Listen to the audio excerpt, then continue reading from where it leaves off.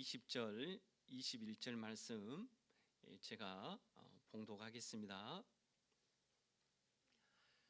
너는 또 이스라엘 자손에게 명령하여 감나무로 짠 순수한 기름을 등불을 위하여 내게로 가져오게 하고 끊이지 않게 등불을 켜되 아론과 그의 아들들로 해막한 증거계 앞 휘장 밖에서 저녁부터 아침까지 항상 여호와 앞에 그 등불을 보살피게 하라. 이는 이스라엘 자손이 대대로 지킬 규례이니라. 아멘. 이스라엘 백성이 이집트에서 430년 이방의 계획으로 살았습니다. 그리고 하나님께서 주전 1446년, 또 어떤 분들은 1445년으로 이렇게 얘기도 합니다마는 유대력 1월 15일 유월절 다음 날 이집트를 이스라엘 사람들이 탈출하게 되었습니다. 이집트를 탈출한 이스라엘 사람의 수는 엄청났습니다. 시내산에서 20세 이상 장정만 60만 3,550명이 탈출을 하였다는 것입니다. 이 수는 레위 지파를 제외한 수입니다. 70명 남집의 사람이 400년이 넘는 이집트의 생활 가운데 많은 그러한 생육과 번성, 창대함과 강대해졌다는 것을 볼 수 있는데요. 이것은 철저히 하나님께서 아브라함에게 그의 후손이 하늘의 별과 같이 많을 것을 약속하셨던 대로 말씀의 응답이요 성취가 되어진 줄 믿습니다. 하나님 나라의 백성이 이제 그들의 선조 아브라함과 이삭과 야곱에게 약속하였던 가나안 땅을 향해 나아가지 않습니까? 누구의 지도와 인도를 받아서 광야를 행진하게 되어집니까? 모세의 지도와 인도를 받아서 광야를 행진하게 되어집니다. 광야를 행진하다 멈추고 또 장막을 칩니다. 이동할 때 또 장막을 걷어들이고 질서정연하게 이동하는 것을 볼 수 있는데요. 우리가 PPT 이미지를 한번 보실까요? 이동을 하게 되어질 때 보면 각 지파별로 이렇게 동서남북 위치를 하게 되어져 있고, 그리고 성막 중심으로 레위 지파들이 이렇게 위치하고 있는 것을 보게 됩니다. 그만큼 그들이 광야를 행진하는 것은 하나님께서 철두철미하게 질서정연하게 이 모든 일들을 이루어갈 수 있게 하시되, 특별히 성막 중심으로 이동할 수 있도록 모든 조직과 체계를 갖추고 이동하게 하셨다는 것을 볼 수가 있습니다. 성막 중심으로 대열을 갖추고 이동한다. 이것은 무엇을 얘기하겠습니까? 성막에 하나님이 거하신다, 하나님이 임재하신다, 이런 뜻을 내포하고 있죠. 결국 무슨 뜻입니까? 이스라엘 가운데 여호와 하나님이 그들 중심 가운데 함께 거하고 계신다, 함께 하고 있다는 것을 얘기하고 있습니다. 할렐루야.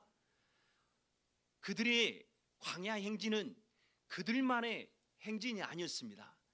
그들이 광야를 걷는 모든 밤낮의 시간은 여호와 하나님이 그들과 친히 함께 하셨다는 것을 얘기해 주고 있는 것입니다.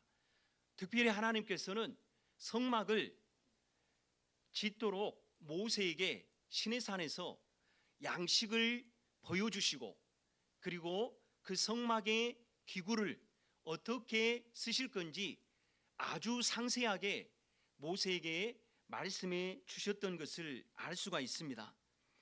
하나님이 거하신 성막은 최초의 최고의 장인들이 만들어낸 걸작품입니다. 성막이 거룩한 처소가 된 것은 성구가 거룩해서가 아닙니다. 거룩하신 하나님이 그 성막 가운데 거하시고 성령의 임재하심이 그윽하고 거룩한 성막 가운데에 함께하고 있기 때문에 가능한 일인 줄 믿습니다. 이 성막은 하나님이 임재하시는 교회를 상징하기도 합니다. 이스라엘이 성막 중심으로 초점을 맞추었듯이 우리도 교회 가운데 함께 하시는 하나님께 초점을 맞추면서 살아야 될 줄 믿습니다. 우리 PPT 또한 이미지 한번 더 보실까요? PPT 이미지를 보게 되면 성막의 위치와 그리고 성막 안에 성소와 지성소를 우리가 볼 수가 있습니다. 제사장이 등불을 켜기 위해서 성막의 성소에 들어가게 되어집니다. 그리고 성소에 매일 들어가서 등불을 켜는 그런 일들을 행하게 되어지는데요. 여러분이 이미지를 볼 때에 성막 출입문으로 성소 출입문으로 들어가게 되어지면 왼쪽 편에 무엇이 있습니까? 등대, 금으로 만든 등대가 있습니다. 그리고 오른편에는 무엇이 있죠? 진설병상, 떡상이 있습니다. 그리고 지성소 휘장 앞에는 무엇이 있습니까? 분향단이 있죠. 그렇죠? 그리고 지성소 안에는 언약궤가 있는 것을 볼 수가 있습니다. 특별히 성소에서 등대에 불을 켜는 사람들은 누가 그 역할을 합니까? 아론과 그의 아들들이 등대에 불을 켜고 떡상에 떡을 놓고 분향단에 향을 피우게 되어집니다. 그런데 지성소에는 1년에 대속죄일 7월 10일에 딱 누가 한 번만 들어가게 되어 있습니까? 네, 맞습니다. 대제사장 아론만이 딱 대속죄일 7월 10일 한 번만 들어가게 되어져 있습니다. 그 외에 다른 사람이 지성소를 들어간다? 그럴 수가 없습니다. 지성소를 들어갈 수도 없고 들어가게 된다면 그 자리에서 죽게 될 수밖에 없는 겁니다.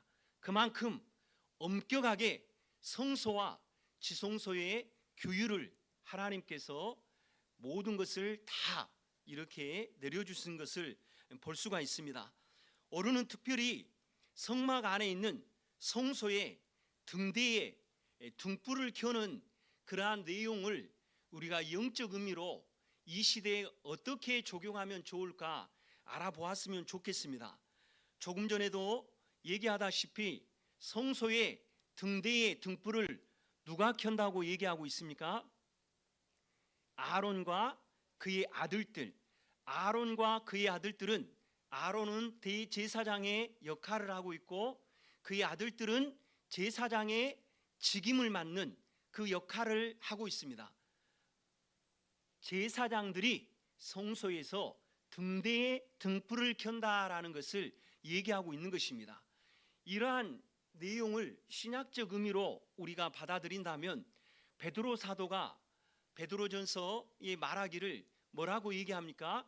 우리를 보고서 왕 같은 제사장들이다라고 얘기하고 있습니다.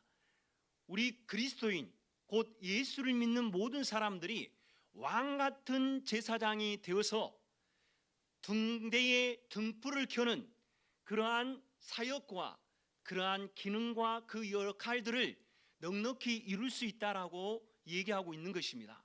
우리 출애굽기 28장 20절의 말씀, 우리 함께 28장 20절이 제가 잘못 올렸네요. 27장 20절인데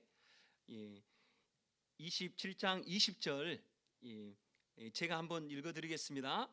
너는 또 이스라엘 자손에게 명령하여 감나무로 짠 순수한 기름을 등불을 위하여 내게로 가져오게 하고 끊이지 않게 등불을 켜라. 아멘. 감나무로 짠 순수한 기름. 조금 여러분이 이해하기 쉬우면 어떤 내용이냐면 여러분 올리브 기름 아시죠? 올리브유로 그 기름을 만들어서 등대에 등불을 켜라라고 얘기하고 있습니다. 그리고 그 등불을 켜되 그 등불이 끊이지 않도록, 꺼지지 않도록 등불을 켜라라고 얘기하고 있는데요. 이 말씀을 보다 보면 그러면 밤낮을 가리지 않고 등불을 계속 켜고 있어야 되는가라고 생각할 수 있는데 그렇지 않습니다. 그 내용을 보게 되어지면 우리 그 내용의 부분들을 본문 말씀 가운데 보면 저녁부터 아침까지 21절에 보면 항상 여호와 앞에 그 등불을 보살피게 하라라고 아론과 그의 아들들에게 하나님께서 모세를 통해 말씀하고 계신 것을 보게 됩니다. 무슨 얘기입니까? 저녁에 불을 켜고 아침에는 불이 켜져 있던, 지속적으로 켜져 있던 그 등불에 뭐가 있겠어요? 불똥이나 그러한 것들이 있지 않겠어요? 그러면 아침에는 그러한 등불의 불똥을 제거하고 깨끗하게 등대를 정리하는 그런 일들을 하도록 얘기하고 있습니다. 그만큼 제사장의 역할들은 등대에 등불을 켜는 그 일, 그 거룩한 일을 끊임없이 지속적으로 감당하기를 얘기하고 있는데요. 그만큼 등잔대, 등불의 역할이 그 성소에 있는 그러한 기구들을 밝히고 있는데, 특별히 성소에 있는 기구 가운데 무엇에 집중적으로 등대의 등불이 불빛을 밝히고 있느냐 하면 우리 성경 말씀 출애굽기 25장 37절과 40장 24절 두 절을 같이 읽어보겠습니다. 시작.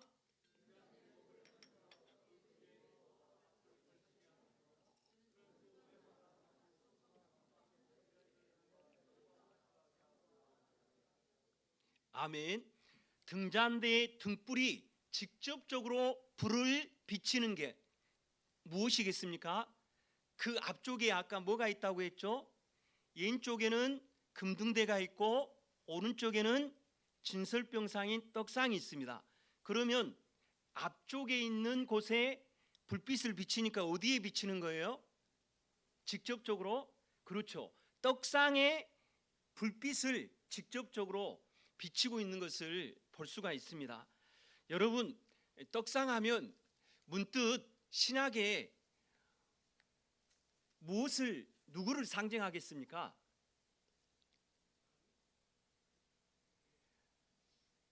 떡상은 영적 의미로 예수님을 상징하고 있습니다. 이 땅에 육신의 몸으로 오신 성육신하신 예수님을 상징하고 있습니다. 예수님께서도 스스로 그런 말을 하셨잖아요. 나는 곧 생명의 떡이니 라고 하셨습니다. 그리고 예수님은 이것은 하늘에서 내려온 무엇이니? 떡이니 조상들이 먹고도 죽은 그것과 같지 아니하며 이 떡을 먹는 자는 영원히 살리라 라고 얘기하고 있어요. 이 떡은 예수님 자신이에요. 예수님을 먹다라는 그 표현은 무엇이에요? 예수님을 믿고 진실로 예수님을 맞이하고 영접한 믿음의 행위를 얘기하고 있는 것입니다. 그러면 우리가 좀 더 등잔대의 등불의 역할과 기능이 밝히 드러나지 않습니까? 등잔대의 등불은 떡상인 예수님을 밝히고 있다는 거예요. 예수님을 밝힌다. 아니, 예수님을 밝히는 게 도대체 뭐야? 예수님 자신이 세상의 빛이라고 하셨잖아요. 그렇지 않습니까? 그리고 예수님이 빛으로 세상 가운데 오셨다라고 말씀했던 그런 요한복음의 요한 사도의 기록을 보면 아니, 빛을 비칠 이유가 있겠느냐?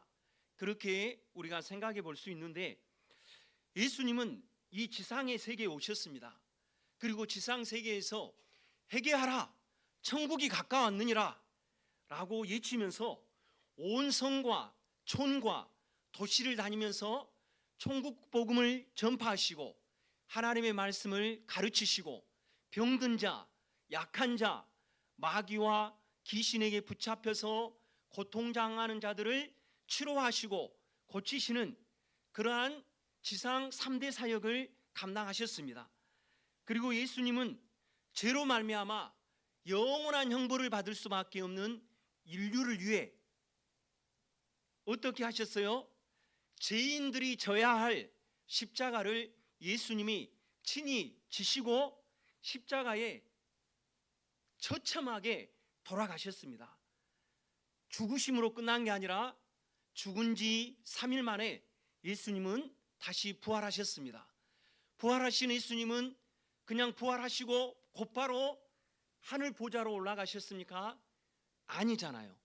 예수님이 40일간 이 땅에 계시면서 제자들과 더불어 함께 하시며 하나님 나라와 그리고 하나님의 말씀을 제자들에게 선포하고 가르치고 그리고 그들과 함께 하였던 시간들을 보게 되어집니다.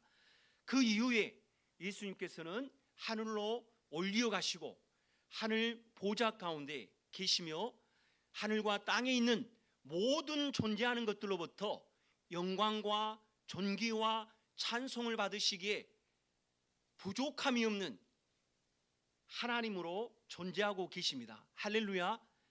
그렇습니다. 예수님은 이 땅에 계시지 않습니다. 그러니까 예수님이 33세에 지상에 살았던 그 현장에 예수님은 세상의 빛이 되어서 어둠과 죄악 가운데 있는 이들에게 구원의 말씀을 전하고 구원의 사역을 이루셨는데, 예수님이 이제는 부활 승천하시고 이 땅에 계시지 않지만 예수님의 사역은 여전히 유효합니다. 할렐루야. 예수님이 이 땅에 안 계시니까 예수님의 사역은 이제 끝이다 라고 생각해서는 안 되는 거예요. 예수님의 사역은, 예수님의 구원의 그 귀한 역사의 일들은 지금도 유효합니다. 그러면 도대체 누가 예수님의 이 놀라운 구원의 역사들을, 그 사역들을 이루며 이 땅 가운데 계시는가? 누굴까요? 맞습니다. 성령님이세요. 떡상이신 예수님을 향하여 빛을 비췄던 성소의 등대의 그 등불의 빛은 성령이 예수님을 밝히는 빛인 줄 믿습니다. 할렐루야. 이 땅에 예수님이 세상의 빛으로 존재하고 계시지 않지만 성령님, 곧 하늘 아버지께서 보내신, 예수님이 부활 승천을 통해서 이 땅에 보내신 하나님의 영이시자 예수의 영이신, 지혜의 영이신, 진리의 영이신 성령님이 이 땅에 존재하고 계십니다. 이 땅에 어떻게 존재합니까?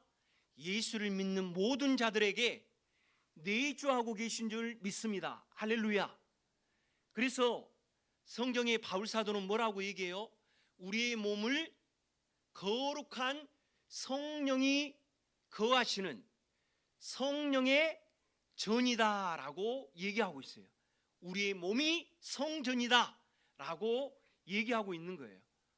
이 얘기는 하나님께 부름을 받는 모든 사람들, 그 부름받아 예수를 믿어 구원받는 모든 사람들이 성령의 전이 되어서 교회라는 그러한 존재적 가치를 이루고 있다는 거예요. 할렐루야. 옆에 분을 보시면서 얘기하실까요? 당신이 거룩한 교회입니다. 그렇습니다. 여러분이 거룩한 성령의 전으로서 하나님 나라에 구원받는 백성들이 모인 그곳이 교회이듯이 여러분이 움직이는, 살아 움직이는 교회가 되어 오늘 청안교회라는 이 예배당에 와서 함께 연합하여 하나님을 예배하고 있는 줄 믿습니다. 그리고 그 성령님이 내 안에서 예수님이 누구신가를 밝히 깨닫게 하시고, 할렐루야. 그리고 예수님이 이루신 놀라운 구원의 역사를 내 안에서 알아가고, 그리고 그러한 것들을 통해서 큰 은혜를 누리도록 역사하고 계신다는 것입니다. 우리 요한복음 16장 14절과 15절 함께 읽겠습니다. 시작.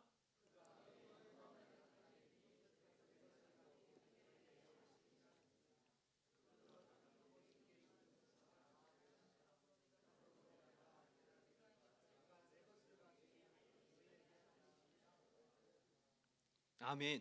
세상의 빛이신 예수님이 이 땅에 존재하지 않지만 예수님이 이 땅에 오셔서 이루셨던 모든 일들을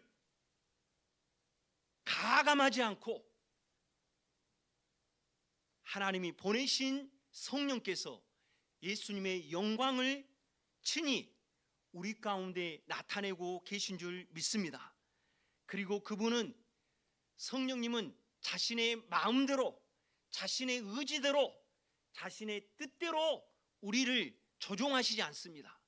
철저히 성령님께서는 예수님이 말씀하셨던 것, 예수님이 행하셨던 것, 오직 예수님께서 밝히 드러낸 그 모든 것들을 나타내는 예수님의 영이신 줄 믿습니다.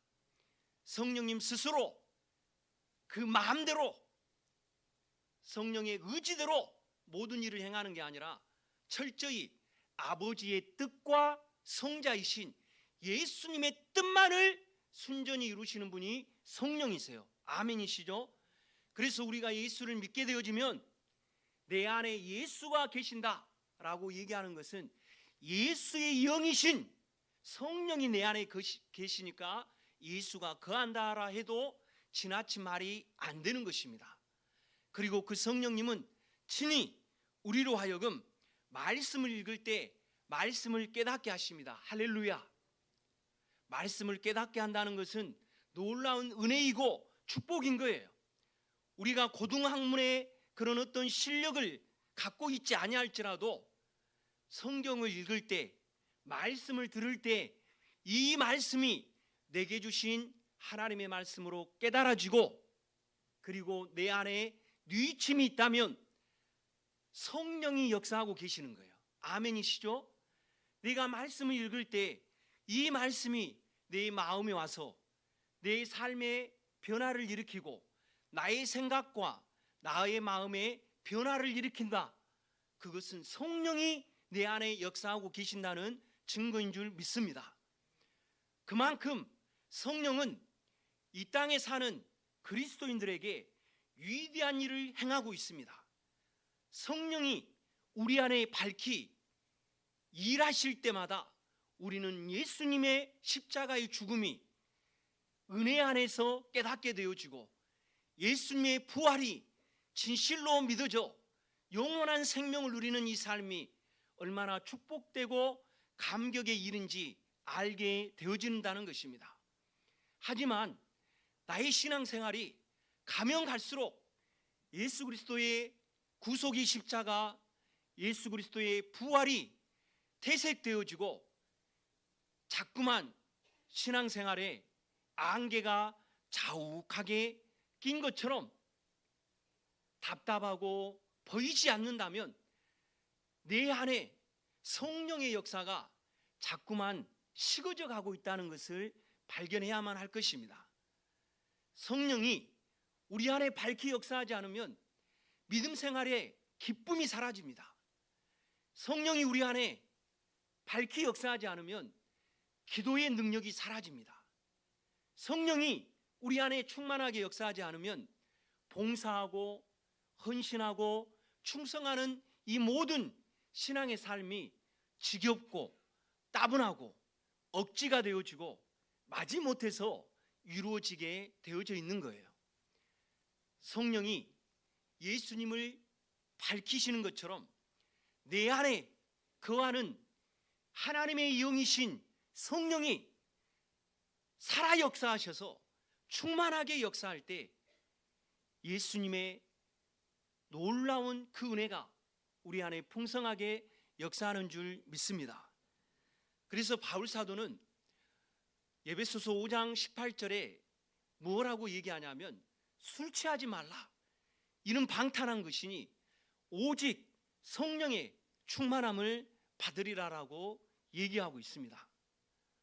전에도 제 얘기를 했습니다마는 제가 초등학교 5학년 때 학교 수업을 마치고 너무 배가 고파가지고 어머니가 담궈놓은 단술을 짜놓은 그 밥 같은 게 있어요. 아시죠? 단술. 너무 배가 고파가지고 엄청 먹어댔어요. 그걸 먹어댔는데 정신이 좀 멍하든지 술에 친 거예요. 술에 취해서 좀 더 이렇게 수업을 일찍 마치고 온 형들이 집안에 이제 방에 안방에 있었는데 느닷없이 부엌에서 그 단술 찌꺼기를 먹고 나가지고 부직갱이 있잖아요. 예.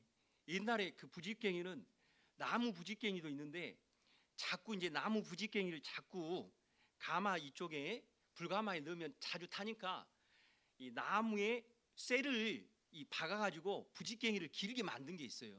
그래서 이렇게 쇠 부직갱이를 가지고 안방에 들어가가지고 뭐 형들에 대한 불만이 평상시 있었나 봐요. 이 안방에 있는 형들을 향해 막 이렇게 휘젓는 그런 일들이 있었던 거예요. 그래서 형들이 너무 당황해했던 이제 그런 일들을 보게 되는데 뭐냐? 술이 취하면 제정신이 아니에요. 그리고 술이 취하면 무서운 게 없어요. 술이 취하면 자기가 세상의 왕이 되어져요. 우리가 성령으로 충만하지 않으면 분명히 세상에 취해 있다는 걸 얘기하고 있는 거예요.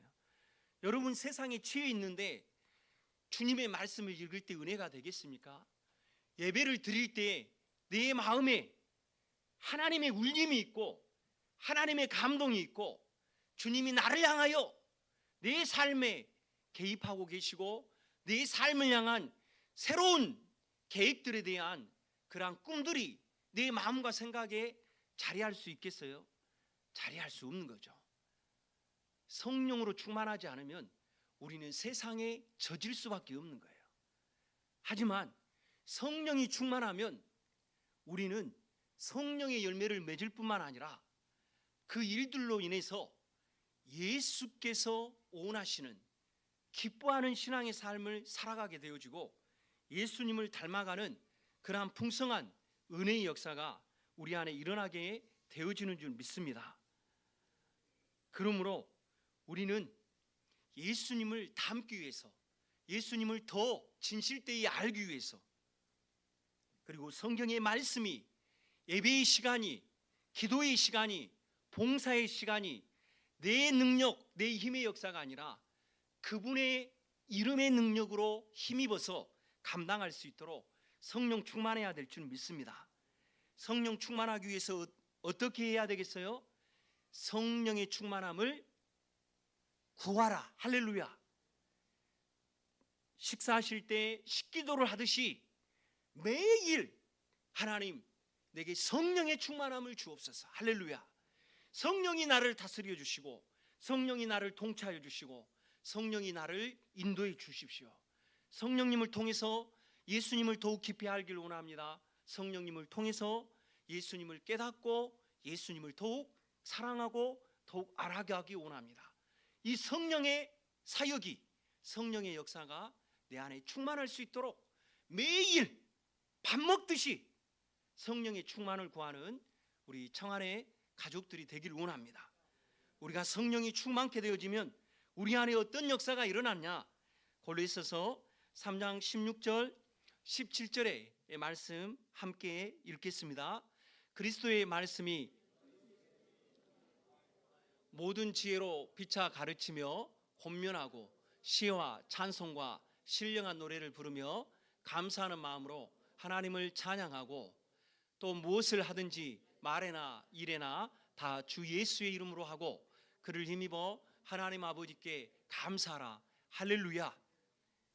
예수님을 비치는 예수님을 알게 하는 예수님을 닮게 하는 이 성령이 우리 안에 충만하게 되어지면 예수님의 말씀이 우리 속에 풍성하게 나타나게 되는 거예요. 그래서 말씀을 읽으면 은혜가 되고 말씀을 듣게 되면 내 영이 살아나는 그러한 감동과 감격이 있게 되어지고 그리고 내 삶의 앞날을 구할 때 진리의 빛 가운데로 인도하시는 하나님의 말씀이 주의 말씀이 내 발의 등불이 되어지고 나의 나아가는 길에 빛이 되어져서 어둡고 캄캄해 볼 수 없는 앞날의 미래에 두려워하고 불안한 게 아니라 말씀 대신 우리 주님이 성령님을 통해 넉넉히 우리의 갈 길을 인도한다는 믿음의 확신을 갖게 되어지는 줄 믿습니다. 그리고 교회 안에 말씀이 흥황하게 되어지고 찬송이 넘치게 되어질 줄 믿습니다. 불평 원망이 넘치는 게 아니라 간증과 찬양이 많아지게 되어져 있는 거예요. 아멘이시죠? 우리가 또 무슨 일을 감당할 때 내 능력, 내 힘으로 감당하는 게 아니라 성령의 능력으로 감당하게 되어지고, 그리고 모든 일 가운데 감사가 더욱 넘치게 되어지는 아름다운 역사가 일어나게 되어지는 줄 믿습니다. 사랑하는 성도 여러분, 성소에 등불이 꺼지지 않도록, 떡상을 밝히는 성소의 등불이 꺼지지 않도록 예수님의 영광을 위해 존재하는 성령의 역사가 내 안에서 꺼지지 않도록 성령을 구하시고 성령의 충만한 역사로 내 인생이 예수님을 더욱 깊이 알아가고 예수님을 더욱 사랑하고 예수님을 더욱 닮아가는 우리 청안의 믿음의 식구들이 되기를 주님의 이름으로 소원드립니다.